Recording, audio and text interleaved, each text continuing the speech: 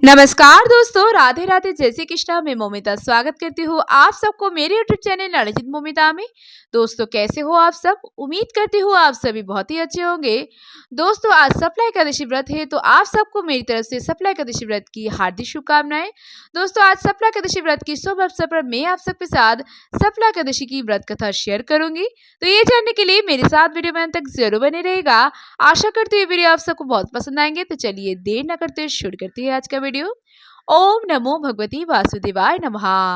भगवान श्री कृष्ण बोले, पौष माह के कृष्ण पक्ष के आने वाली इस एकादशी को सफला एकादशी कहा जाता है और इस एकादशी के देवता श्री नारायण हैं। विधि विभोग इस व्रत को करना चाहिए। जिस प्रकार नागों में शेषनाग और पक्षियों में गरुड़ और सब ग्रहों में चंद्रमा और यज्ञों में अश्वमेध और देवताओं में भगवान विष्णु श्रेष्ठ है, उसी तरह सब व्रतों में एकादशी का व्रत श्रेष्ठ है। जो मनुष्य सदैव एकादशी का व्रत करते हैं वे मुझे परम प्रिय है। इसका महत्व मैं तुमसे कहता हूँ, ध्यान पूर्वक सुनो।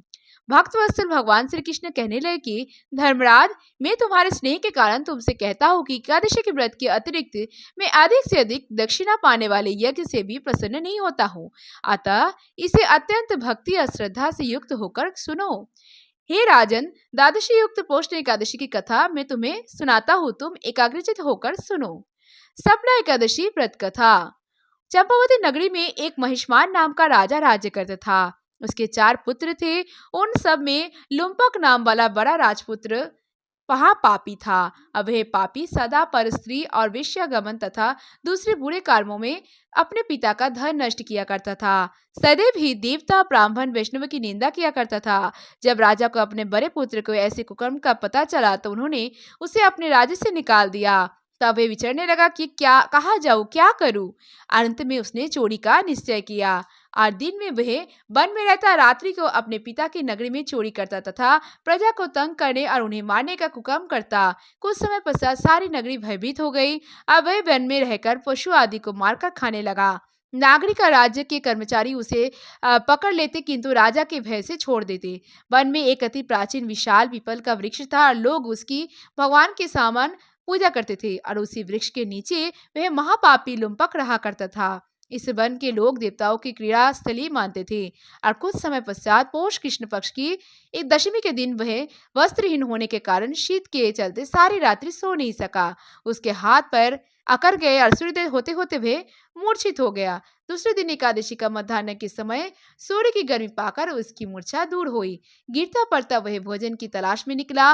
पशुओं को मारने में वह समर्थ नहीं था, अतः पैरों के नीचे गिरे हुए फल उठाकर वापस उसी पीपल वृक्ष के नीचे आ गया। उस समय तक भगवान सूर्य अस्त हो चुके थे।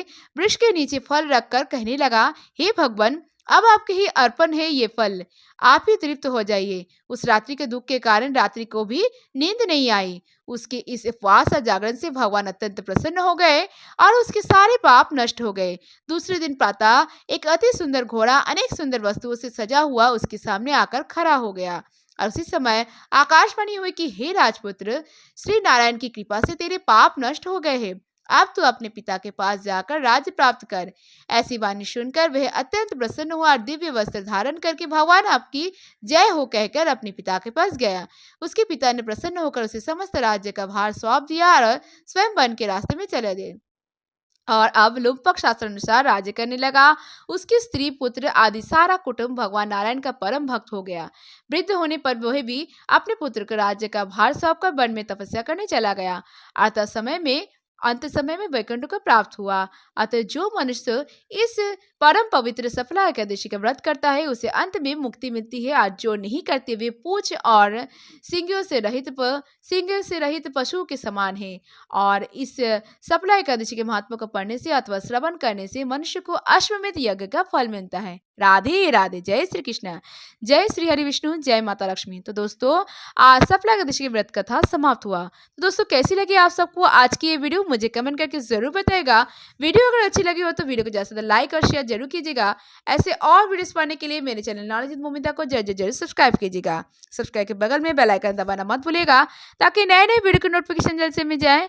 और कमेंट में जय श्री हरि विष्णु, जय माता लक्ष्मी लिखना मत भूलिएगा।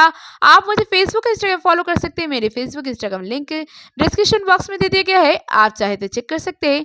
आज के लिए इतना ही, मैं मिलूंगा नेक्स्ट वीडियो में, तब तक के लिए tata bye, thanks for watching, Radhe Radhe, जय श्री कृष्णा।